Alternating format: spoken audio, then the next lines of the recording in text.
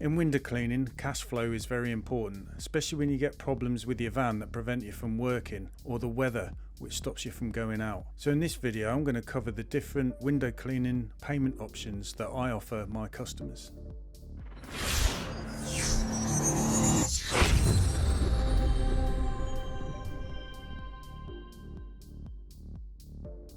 The first payment option I'm going to talk about is cash. Some of your customers will just prefer to deal with money, and I must admit it's a really nice feeling that when you finish window cleaning you get paid straight after. Another good thing about this method is you get to see your customer and help build up a rapport talking to each other. And sometimes when your customer's out, what you'll find is they like to put the money in a tub or container and hide it somewhere for you. And again, it's just great to get paid straight after you've finished a job. Now to the downside of being paid by cash. I've got to use my time and my fuel to actually get it banked. So it's a 15-minute drive for me to get into town, plus I've got to park and do the reverse. So it can take between 30 and 45 minutes for me to get the cash into the bank. Another option I'm going to talk about are checks. Some people think they don't exist, but they actually do. But the problem with checks is sometimes if you've got a business account, depending who you're with, it incurs charges, and the same can be said for cash. Another payment option I'm going to talk about are bank transfers or BACS. These are great because when the customer pays you via online banking,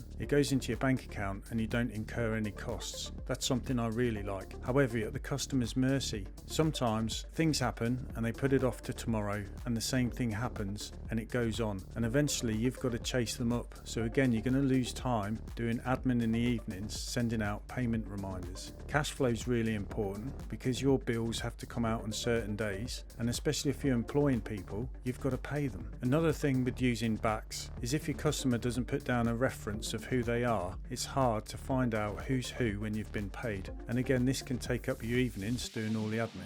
You'll probably find that after the pandemic, there's a lot of people who used to shy away from using online banking have now got used to having to use it. Another option I'm going to talk about is a card reader. There's lots of different companies out there and different options for you, but the one I went for is this from WorldPay because it looks exactly the same as what customers use in the shops. What this can do is chip and pin, swipe, contactless, and obviously Apple Pay and Google Pay. It can also take payments over the phone. What this does as well, it's got a SIM card in there and it's multi-channel, so it channel hops to find the strongest signal, and I can do it over there rather than it's connected to your phone like some of the other card readers like SumUp and so on, although they're being used quite a lot now, and I think people are more used to those sort of things as well. Depending who you're with, using a card reader, payment takes 2 to 3 days to reach your bank account. What I have found is since the pandemic, a lot of people have become more comfortable or confident at using contactless payments, so the card reader is a good option and handy to have in your van. If you're using Squeegee app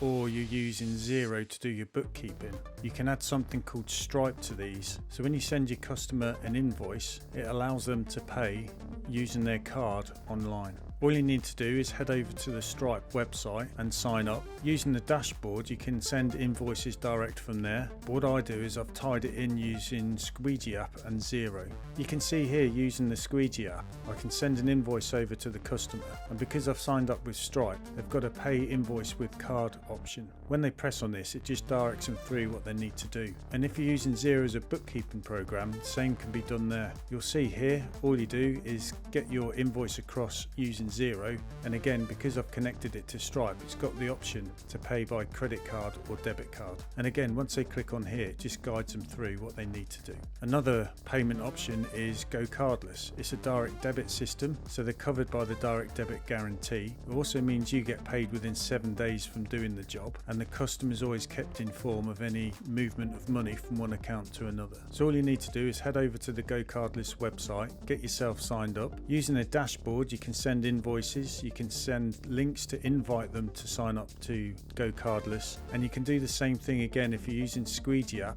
through Squeegee itself. When you're using BACS, you don't get a charge for it. When you're using Stripe, GoCardless or card readers, they take their cut of providing their service. However, to me it's worth it if it improves the speed of the cash flow, because at the end of the day your bills come out on time, so therefore you should be paid on time. Now, because everyone's different, everyone's got their different preferred methods of paying you. So that's why I try to offer as many different payment options as possible, just to keep the cash flowing. But don't worry, we've all been there when we've had to wait for money and keep chasing it up. But what you'll find is as you start to get busier and you're starting to have to turn work away because you haven't got any room, you'll start to realise those that are constantly late payers, you'll drop and then swap them around with the new customers and just make your life easier.